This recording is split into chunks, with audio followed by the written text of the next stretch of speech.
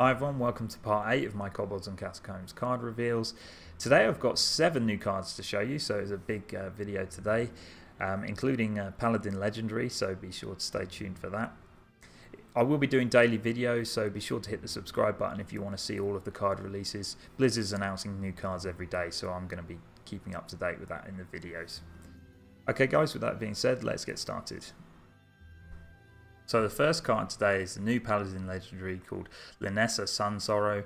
It's 7 mana and has stats of 1/1, which is terrible. They're terrible stats, but because of the battle cry, I think this has a lot of potential in the Paladin class, and I think can be quite a strong card. And the battle cry reads, cast each spell you cast on your minions in this game on this one. So that means any spells that you've cast buff your minions throughout the game will then be cast again on this minion when you play it. So that's got some huge potential in Paladin. And it plays into the Paladin quest from Journey to Angora expansion, which was never actually played. It wasn't strong enough at the time.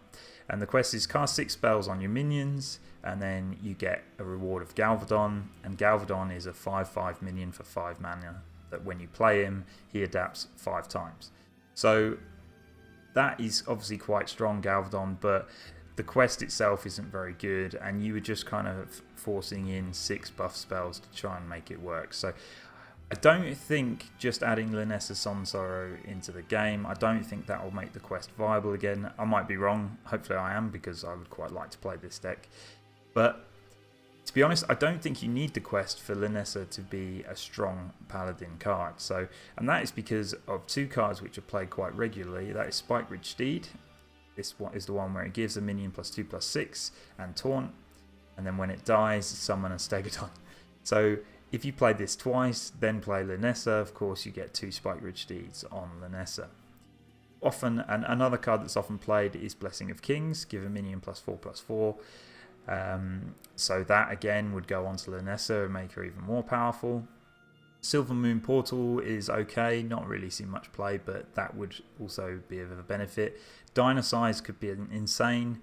You can use Hand of Protection to give a Divine Shield, and Adaptation, of course, to pick up any of the adaptations.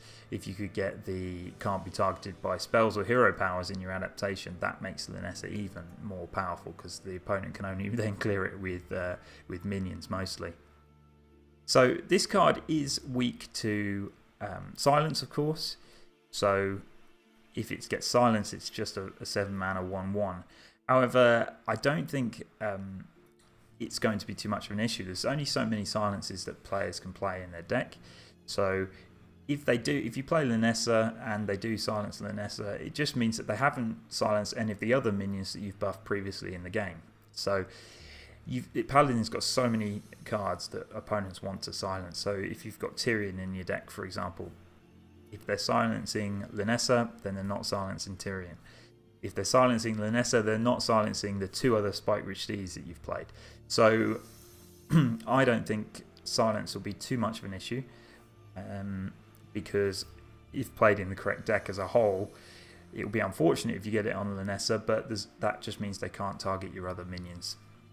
It's also really weak to Dirty Rat, of course, so if they play a Dirty Rat and pull this out, it's a 1/1. But again, I don't see that as too much of a problem, because the chances of them actually getting Linessa are very small, and you know, if you've got Tyrion in your hand, then great, thanks very much.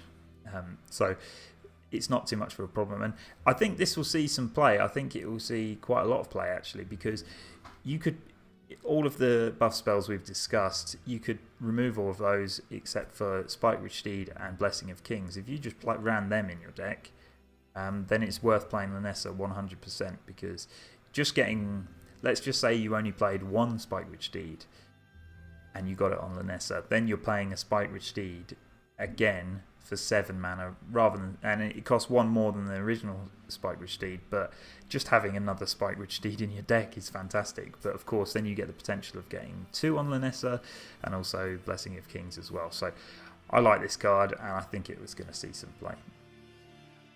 Okay, so next up is another Paladin card. This one's an epic. It costs 4 mana, and it's a spell called Call to Arms. And what it does is it recruits 3 minions from your deck that cost 2 or less. So if you don't know what the recruit means, that's the new keyword for this expansion. What it does is it pulls minions from out of your deck and puts them directly onto the battlefield. So if they're in your deck, they will come out, you'll no longer be able to draw them, and they'll go straight onto the battlefield. Now, unfortunately, you don't get battle cries from this, but you do get the benefit of the tempo of being able to put them out there, and also the card draw of drawing them. This one's also got an added benefit because it's recruiting minions that cost 2 or less. If you play this later on in the game, it means that you're not going to be drawing your lower cost minions, so you do get that benefit. Because top decking a 1 mana or a 2 mana card late in the game isn't always the best. But in this case, I think this card's going to see a lot of play, and I think it's going to see play in Murloc Paladin, because they do have quite a lot of low cost Murlocs. Unfortunately, the Murlocs do often have battle cries, so you don't really want your Volfin Inquisitor or your Rockball Hunter. Cards you're looking for are the Murloc Tidecaller, for example. But I think it will still be good because it's a good tempo, and if you haven't got those cards in your hand, it's good to get them out and onto the board. And there's a couple of cards that you could use to combine with Calls of the Arms which are really good. So if you're playing this on turn 4 and you've got a Gentle Megasaur in your hand, that is a really good thing to do. So you might already have a few minions on the board, you play Call to Arms, you get 3 more minions out, knowing that next turn you can play your Gentle Megasaur. On turn 8, of course, you could play them both together, which is also a very strong play. That's quite a lot of mana for a Murloc Paladin to have, but it's a possibility. The other thing as well is if you've got a Murloc War Leader in your hand, you can combine it with this for 7 mana, although the minions won't attack unless you get a charge Murloc. So potentially you would want to play this on turn 5 after playing Call to Arms on turn 4. So I don't really think that Murloc Paladin needs any more strengthening, but unfortunately I think this card will strengthen it. We'll see if it sees any play, but I think it probably will, and I think it's quite a good card. Next up, we've got an Epic Warlock card. This costs 4 mana and it's called Cataclysm. And what it does is destroys all minions and discard your hand. So this is a very drastic card. We've seen a very similar one before, and that was Deathwing. I'm sure you all know that card, but that was for 10 mana. It does exactly the same effect, destroys the board, discards your hand. But the benefit of that was you would have a 12/12 dragon on the board, which was empty potentially. That didn't see too much play because it was often too drastic just to discard your whole hand, because you never know what's in there. You might be discarding some really good cards, and then if your opponent's got any hard removal, Deathwing just dies and then you're in a bad spot. It was more of a last resort kind of card. Cataclysm though has got a bit more potential. It is a spell, so unfortunately when you play it you will not have any minions left on the board like what you do with Deathwing. Also it's weak to death rattles, because if the enemy's got any death rattles on there, then the death rattles will activate and they will get the benefits from that. However, where I think this will see play and will be quite strong is in the discard Warlock, and in particularly it will work really well with the quest from Journey to Ungoro, the Lakari Sacrifice, which was where discard 6 cards, reward, get the Nether Portal, which summons the 3/2 imps. So this could be really strong because Lakari Sacrifice didn't really turn out to be a very good quest, but with this card Cataclysm you could potentially complete the quest as early as turn 4 or 5 or 6, like early on in the game, and then you've got for the rest of the game this portal that's going to be summoning 3/2 imps for you. It essentially helps you to get there a lot quicker. Also, I've read this but I haven't tested it myself, but with Malchezaar's Imp, when you discard a card, you draw a card. And this has been tested with Deathwing, where if you play Deathwing, you discard your whole hand, and then Malchezaar's Imp redraws your hand, and then it dies. So potentially if this works with Cataclysm as well, obviously that hasn't been tested yet, but if you could play Malchezaar's Imp and then Cataclysm, destroy your opponent's minions, discard your hand, finish Lakari Sacrifice, redraw your hand, and then the imp dies, it can be really powerful. So this is quite an exciting card. I'd love to play this quest. So let's see how it shapes up. Discard Warlock is always dangerous though because of the cards that you can discard, and you might even discard the Cataclysm before you even get to play it. But it's another deck, it's more variety to the game, so I'm looking forward to playing it. Next up we have a rare neutral minion. This is called the Hungry Ettin, and it costs 6 mana, has 4 attack and 10 health, which is very strong stats for a 6 mana minion. It has Taunt, but it does have a battle cry of summon a random 2-cost minion for your opponent. So there's the potential for this to go really bad if your opponent's random 2-cost minion is a Dirty Rat. That's not a bad card for them to get out of it. A Stubborn Gastropod, it's got poisonous, so it can kill your Ettin the next turn. Or even in worst case a Doomsayer, which will obviously wipe the whole board. So there is some downsides to this card. But to be honest, those are only 3 cards. It's not going to happen very often. Most of the time they'll just get a standard 2-cost minion. Of course they don't benefit from the battle cry from it. So I think you'll see this played in some control decks. Paladin might quite like it as well because you can buff it. And the 4 attack of the card is quite important because priests typically find it quite difficult to get rid of 4 attack minions because they can't play the Shadowwood Pain and they can't play the Shadowwood Death to remove them. The card's also really strong if you can get it to pull out of your deck on the recruit mechanic, because of course it doesn't activate the battle cry. So this is an interesting card. We've seen a few like this in the expansion where they've got some high stats, so I'll be interested to see how this works. Not an essential card by any means, I don't think, but I still think it's quite a good card that you'll see control decks play. Next up I've got 3 Shaman cards which kind of link in together, but I'll start with Kobold Hermit. This is a 2 mana 1/1 minion, and battle cry, choose a basic totem and summon it.